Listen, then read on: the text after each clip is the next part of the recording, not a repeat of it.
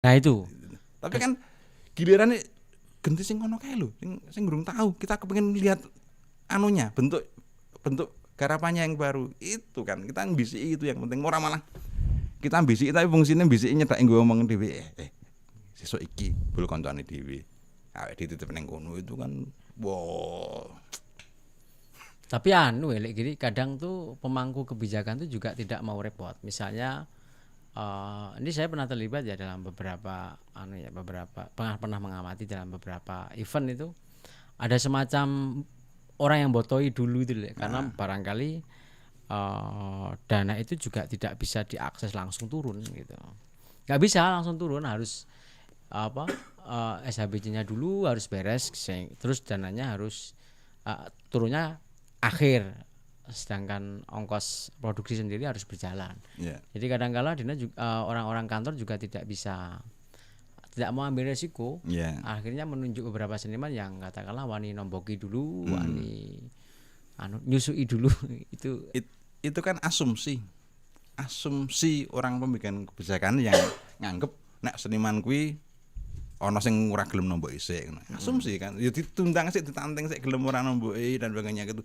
Asumsi mereka juga mesti ra iso nggae laporan, menganggap teman-teman seniman itu sangat bodoh. Padahal jangan kaget kalau orang-orang teater itu, misalnya saya contoh orang teater mainnya dibanding luar negeri, artinya pengelaporannya lebih rigid, lebih meteni. Pesimisme dulu sih. Itu anggap wong bodoh, wong laporan gampang banget, ben 26 gampang. Dipelajari seminggu selesai kan itu. Istri saya itu pertama kali ada dana bos, atau teman-teman istri saya yang hanya lulusan SMA. Saya agak ngerendahkan, dianggap rendah, tapi ini contoh aja.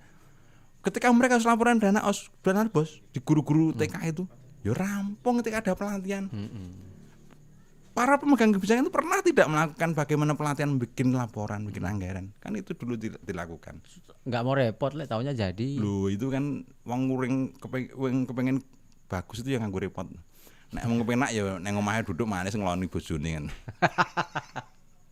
Terus piye gini, dalam pengelolaan dana IS ini apa sih sebenarnya yang harus dilakukan oleh para pemangku kebijakan gitu loh? Karena agak sedikit repot sih ini kalau pengamatan kita itu.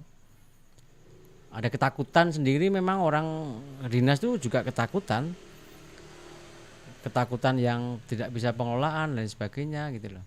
Bahkan membuat peraturan-peraturan atau mungkin syarat-syarat yang cukup meskipun itu penting ya, misalnya komunitasnya itu harus legal formal, berbadan hukum. Itu sesuatu yang kalau bagi saya pribadi sih nggak masalah, justru harus seniman mungkin harus diedukasi soal kelegalan formalitas lembaga, karena itu mau tidak mau tetap menyangkut soal anggaran negara gitu.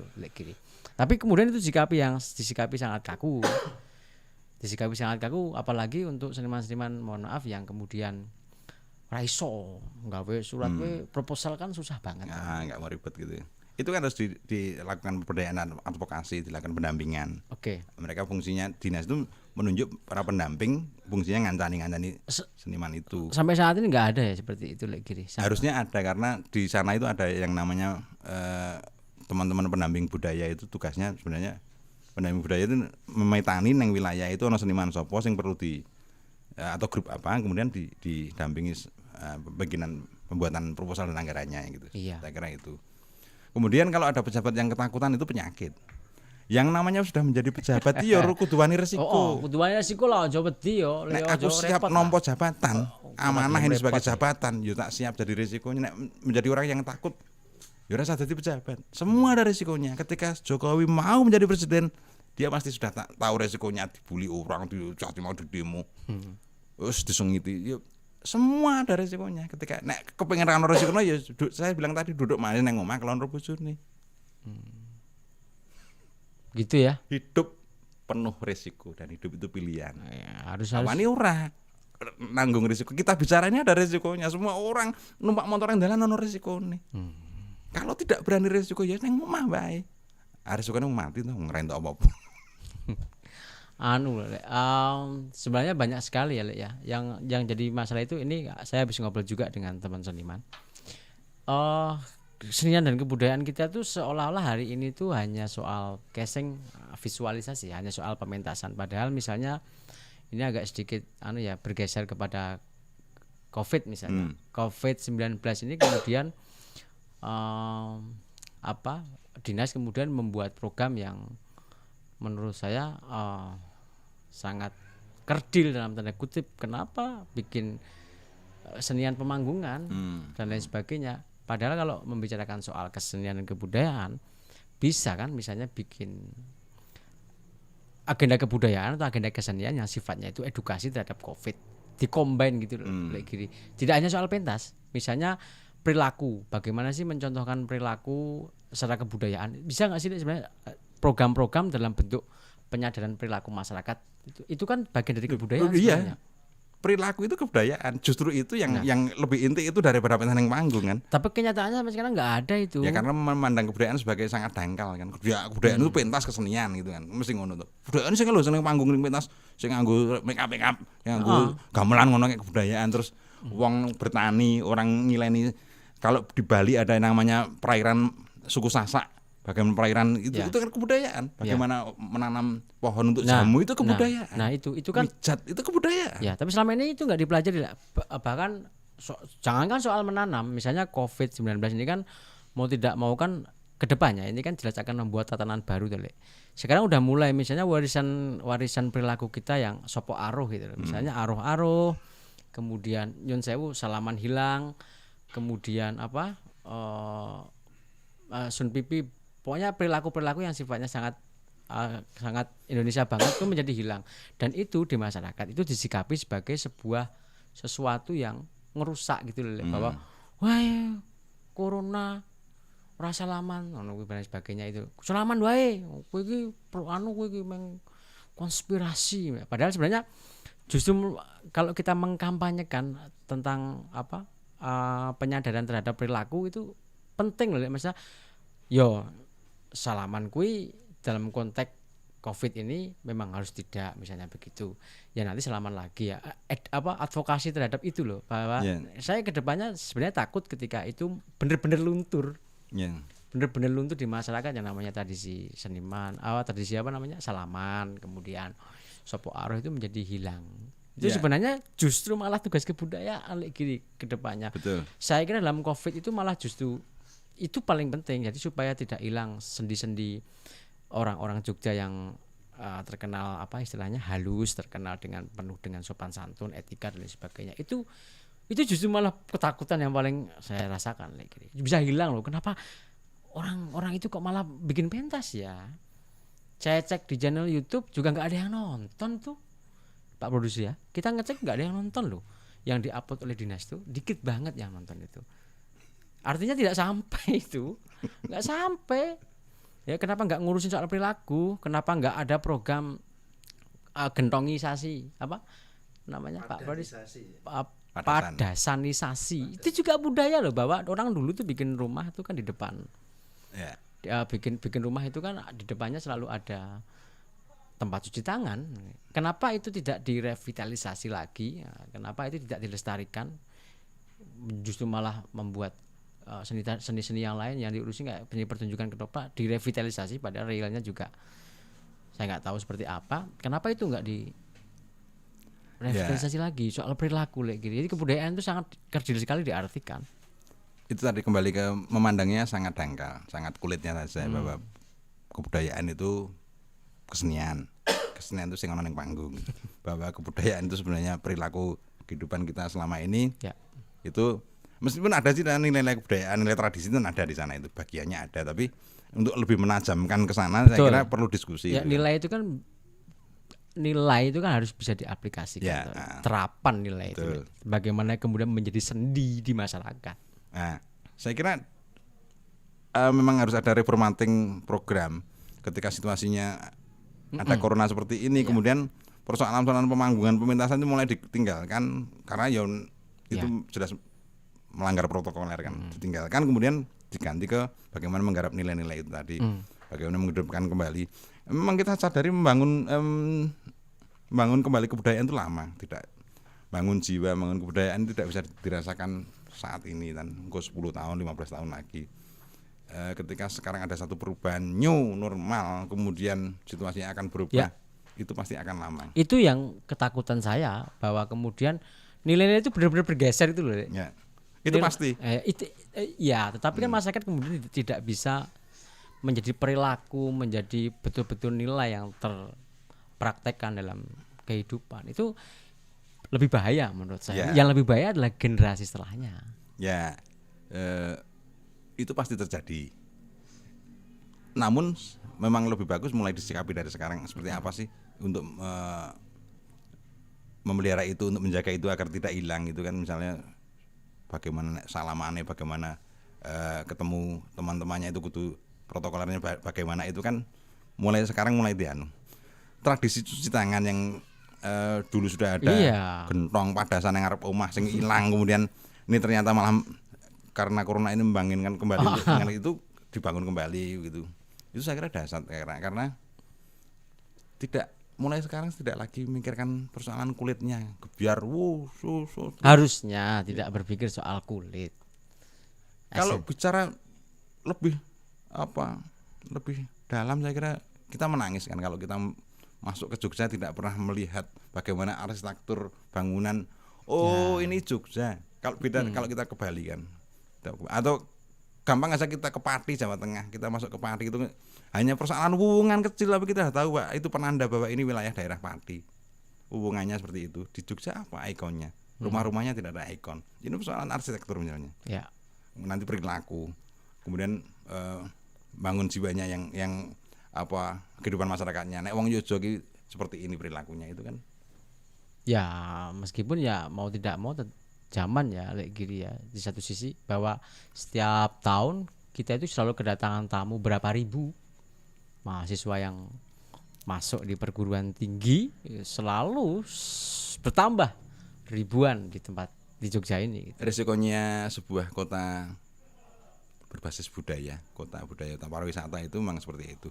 Ketika bangunan sikap mental bangsanya di wilayah itu belum siap, itu kita akan akan mengikuti arus pendatangnya. Satu contoh misalnya, ketika Bali itu tidak kuat tradisi budayanya, masyarakatnya sehari-harinya, ritualnya dan sebagainya, kemudian datang turis mancanegara membawa peradaban baru, saya yakin Bali akan hancur tidak seperti sekarang. Tapi ternyata kan justru orang yang datang ke Bali, turis mancanegara yang datang ke Bali justru tercemari, mendapatkan serum baru, kemudian kita bisa keluar, orang keluar negeri itu malah nggawa budaya Bali, bukan orang yang di Bali itu tercemar mereka. Nah itu kalau di Jogja sepertinya kan agak penguatan wilayahnya belum. Nah, ketika kita menyatakan sebagai kota wisata, kelurahan berbasis wisata atau berbasis budaya, maka yang dibangun pertama adalah jiwanya, kemanusiaannya, kehidupan sehari-hari manusia. Urung siap tenan, ketekan wisatawan kita bablas. Nah itu maksud saya kenapa saya tadi bilang seperti itu. Apalagi kita punya supporting dana yang setiap tahun menurut saya tidak sedikit lah. Sebenarnya kebudayaan itulah yang fondasi yang perlu dibangun, itu justru yang disampaikan Lek Giri tadi. Makanya ya, jadi mempersiapkan dulu mental-mentalnya, masyarakatnya dan lain sebagainya. Tapi pada kenyataannya enggak. Pada kenyataannya kemudian penonton kita, saya misalnya itu menonton masyarakat penonton gitu loh, kan repot. Menonton masyarakat penonton itu repot loh. Saya tuh termasuk seneng dengan kegiatan kesenian, tapi sudah mulai bosan saya. Ternyata tidak ada feedback di saya. Feedbacknya cuma cerita naskah aja, tapi kepada perilaku enggak. Tapi betul seperti yang disampaikan Lek Giri, bahwa kalau ke Bali itu memang, ya mohon maaf ya, kita bukan soal membandingkan. Bali juga salah satu pusat kebudayaan, ibu kota kebudayaan kita, Indonesia, ibu kota kebudayaan pariwisata dan sebagainya. Tapi memang kuat sekali di Bali ketahanan, ketahanan mental, ketahanan kebudayaan. Nah, menurut saya Jogja itu harusnya berpotensi ke sana loh, kepada apa istilahnya, bukan ketahanan tuh ya, keberpihakan atau apa ya, terhadap proteksi yang bisa menggeser tatanan nilai lokal itu sendiri, bukan melalui peristiwa kesenian-kesenian yang hari ini sedang latah, ya toh, latah diterjemahkan. Itu sederhana sebenarnya. Tidak ada satu pejabat pun yang dianggap tidak berhasil ketika dia menjadi pejabat. Ukuran berhasil itu mesti sesaat kan. Karena membangun jiwa, membangun kebudayaan itu panennya akan 10 tahun, 20 tahun lagi. Ya. Ketika pejabat sekarang melakukan itu, dia dianggap tidak berhasil. Karena apa? Karena goalnya tidak kelihatan. 15 tahun, 10 tahun, 20 tahun, rakyat tok. Gagal kayak karena bangun jiwa. Tetapi agar dia dianggap berhasil, maka dia bukan membangun jiwa, membangun fisik, membangun pementasan pertunjukan tadi. Wah, pertunjukannya wah glamor, dahsyat, berhasil. Padahal yang kita butuhkan adalah membangun jiwa masyarakatnya, seperti biar menjadi masyarakat Bali. Itu yang paling penting itu. Ya ukurannya pejabat. Kalau kita ingin membangun jiwa ya memang rakyat tok, hasilnya rakyat tok. Tuh. Sangat tidak esensial sekali. Jadi pemangku pejabat termasuk juga para pengamat budaya atau budayawan itu perlu esensi-esensi itu benar-benar direalisasikan. Kalau hanya peristiwa, apalagi dokumennya juga nggak jelas, kita nggak punya dokumen yang jelas, itu saya kira itu hanya kebudayaan praktis, kebudayaan yang sifatnya simpel, tidak menyentuh soal esensi. Sekarang apalagi peristiwa kebudayaan itu paling banyak penontonnya berapa sih? Di pentas gedung itu paling banyak penontonnya berapa sih? Kalau mau melihat efek ya, momentum efek itu sangat tidak banyak. Oke, kapasitas gedung pertunjukan 2000, ya toh?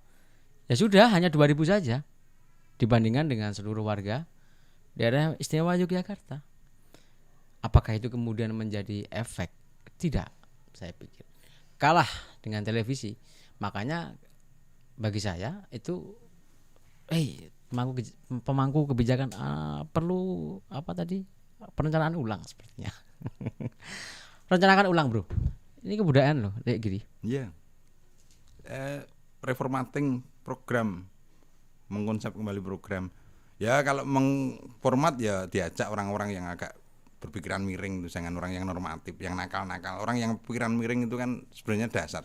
Orang yang nakal dalam tanda petik gagasannya aneh-aneh itu sebenarnya dasar kan. Menjadi balancing orang-orang normatif. Kalau yang diambil hanya orang-orang normatif terus, hasilnya ya kayak gitu. Tidak muncul letupan-letupan kreativitas yang luar biasa. Lah baru saja dikritik soal kuakui seniman-seniman yang hanya itu saja sudah marah. Itu kan menjadi satu persoalan. Jangan marahlah para seniman-seniman. Jadi kritik itu juga membangun ke sana maksudnya. Jadi jangan anggap bahwa kritik itu sebuah celaan. Jangan takut kehilangan pekerjaan. Jangan takut. Masa seni itu bukan money oriented loh. Yang oriented itu adalah investasi kebudayaan. Yang seperti sampaikan Lek Giri tadi bahwa efeknya itu tidak hanya soal 1 tahun, 2 tahun, 1 bulan muncul di koran. Muncul di koran aja cuma reportase, Bro. Cuma reportase 5W1H kan repot. Nah, gimana? Peristiwa pentas A, pentas B, pameran A, pameran B, tapi muncul beritanya itu bukanlah bidikan dari maksud teman-teman penyelenggara, enggak, reportase 5W1H. Peristiwa ini ya kalau dibahas esensinya mungkin tematik yang hanya 2 kalimat, 3 kalimat. Saya sedikit khawatir loh, gimana para seniman ini menyikapi hal itu ya. Berpikirlah jangan anti terhadap kritik. Ya Lek Giri ya. Ya anti kritik itu ciri feodalisme. Ketika orang tidak mau dikritik marah itu feodal, berarti kamu wong kuno, wong kolot. Ciri modernitas adalah dikritik dan dia akan menjadi maju. Ketika orang anti kritik itu ora bakal maju, tak sembah nek anti maju. Itu cirinya. Kemudian yang menjadi menakutkan bagi kita semua saat ini kan tidak ada kritikus, tidak ada apresian di media koran, tidak ada sebuah reportase tulisan analisa pertunjukan, kritikus pertunjukan, karya-karya sastra tidak ada, lewat begitu saja. Kita mau pentas semalam setelah latihan 3 bulan ya lewat begitu saja, malam itu tidak ada setback pada kita, tidak ada hasil kritik, tidak ada diskusi, budaya diskusi sekarang tidak ada lagi. Orang bar pentas di serampung bubar balik dewe jajan yang warung, tidak ada bar pentas diskusi berdebat-debat membicarakan pertunjukan kita, Ya. menganalisa apike kepiye gitu. Enggak ada. Jadi kritik itu tetap merupakan cermin, teman-teman. Bukan celaan, cermin untuk berkembang ya. Ya bukan berarti terus jelek, jangan. Ya jelek boleh saja. Itu kan hanya soal casing, Bro. Soal teknis, soal bagaimana penggarapan, penyutradaraan. Tapi yang lebih esensial adalah bahwa harus berkembang, bahwa harus punya visi yang panjang, yang tidak hanya peristiwa yang ditonton 50 penonton dengan subscriber yang dikit, repot sekali seperti itu. Jangan pendek lah berpikir. Tapi ya itu pilihan seniman loh, pilihan teman-teman seniman. Kalau niat berkeseniannya secara rohani halus, kupikir akan berpikir jangka panjang. Kita akan buktikan saja seniman-seniman yang ya sikap mereka itu akan seperti apa kiri. Iya, mengkritik itu boleh kan. Wong kita kuliah itu ada mata kuliah kritik kok. Kalau kita mengkritik malah di Senani itu loh, berarti teori saya kuliah dulu kayak rakanggo. Kritik itu boleh, yang tidak boleh saya katakan dari awal tadi membuli, ngece wonge gitu. Tapi nek ngritik apa yang dilakukan, programnya piye, bagaimana dia menangani pertunjukan itu boleh, tapi nek ngece wonge wonge koyo ngono orang enggak boleh. Jadi ana teori nih kritik itu kan. Jadi boleh nganti ana wong dikritik ra gelem itu blandagel kuwi. Teori juga lahir dari kritik ya. Ya. Oke, teman-teman semua. Itu dia. Jadi Lek Giri punya alasan kenapa mengkritik para seniman, kenapa mengkritik kebijakan, selalu punya asas. Tidak hanya atau tidak asasnya itu tidak sengit secara personal, tidak benci secara personal. Lek Giri sangat benci. Saya tidak pernah Lek Giri nggak punya perasaan seperti itu kan? Saya tidak pernah membenci siapapun. Saya membenci apa yang dia lakukan, bukan orangnya gitu. Dan saya membenci kebijakannya. Saya membenci teman-teman saya yang melakukan kayak gitu apa kuakui yo angon wayah lah masak liyane. Kuwi aneh. Kalau mereka selalu punya ikon apa sithik eding ya itu direalisasikan sithik eding yo liyane sing nang desa sing ora tau sing do tetengok ndak dina sing seniman berdarah-darah bertahun-tahun yang lalu yang sekarang ngerata untuk program yo diomani ora kok sithik eding yo nggo kuakui. Piye to punya dasar. Punya ya dana harus kita kembalikan kepada jalan yang benar. Kitohnya Kembalikan kepada demi kitohnya. pemerataan kesejahteraan rakyat daerah istimewa Yogyakarta. Nek kuakui berarti ora bener kuwi. Tidak untuk merataan. Jangan untuk dinikmati segelintir orang. Nikmatilah seluruh rakyat Indonesia. Oke. Begitu teman-teman semua obrolan kita dengan Lek Wahyana Giri, pengamat budaya, aktivis kebudayaan, budayawan, seniman lintas bidang, juga dosen, juga kritikus. Jadi teman-teman semua, kesimpulan malam hari ini adalah seniman itu harus punya sikap, harus punya kesadaran, harus punya kemapanan terhadap wacana kebudayaan kita jangka panjang, tidak hanya jangka pendek. Harus punya semangat legowo. Saya jadi ingat kalimat-kalimat bijak bahwa kesenian itu memang harusnya menajamkan pikiran dan menghaluskan hati. Kan begitu. Juga merupakan cermin bagi para pemangku kebijakan.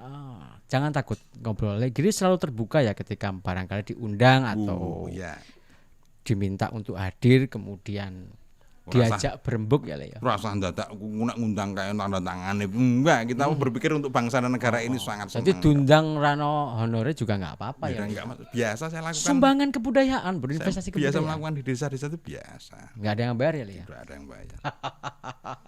Itu semua teman-teman semua. Sowan kita malam hari ini bersama Lek Wahyana Giri Mawa Cipto ya. Kerjasama dengan Asmaralaya TV. Jangan lupa subscribe Asmaralaya TV, subscribe juga RHB Official. Lek Giri punya channel YouTube Pernik Unik Budaya. Pernik Unik Budaya juga di subscribe. Dengan subscriber 95.000.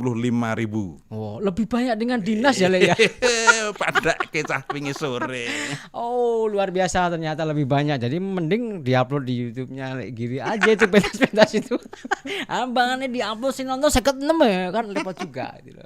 Terima kasih Lek Wahyana Giri, mudah-mudahan bermanfaat, mudah-mudahan selalu barokah, mudah-mudahan cakat kesenian dan kebudayaan di Yogyakarta bertambah maju. Ingat para pemangku kebijakan jangan kuakui, ingat juga para seniman tolong ya sadar diri saja, enggak usah marah. Gak usah marah, jangan marahlah. Ikhlaskan saja, ada hukum alamnya. Ingat, ada hukum alamnya, ada rule of naturality. Ada aturan mainnya. Ada aturan mainnya, ada hukum alamnya. Percayalah saja. Mudah-mudahan Lek Giri juga selalu berdoa ya, Lek ya. Semoga jagat kesenian dan kebudayaan di Jogja selalu bertambah maju, progres. Oke, terima kasih Lek Giri. Ya, sama-sama. Oke, jangan lupa teman-teman boleh komen. Nggak setuju juga boleh komen. Pengen marah juga boleh komen, atau pengen usul, atau pengen dibikinin podcast ngundang ke kami sowan ke tempat Anda juga boleh, untuk mengkonfirmasi Lek Giri boleh, Lek Giri. Boleh. Atau diskusi bersama-sama juga boleh. Kita terbuka. Ini adalah era keterbukaan. Sudah tidak ada lagi feodalisme kebudayaan, kata Lek Giri. Oke, terima kasih teman-teman semua. Jangan lupa program ini juga tidak ada support dari pemerintah, nggak ada. Nyepot boleh nggak Pak Produs? Boleh. Oh, nyepot juga boleh, tapi nanti kalau nyepot dibilang kuakui lagi. Terima kasih, saya Anes Prabu. Salam, sowan, ketemu lagi besok ya. Dah.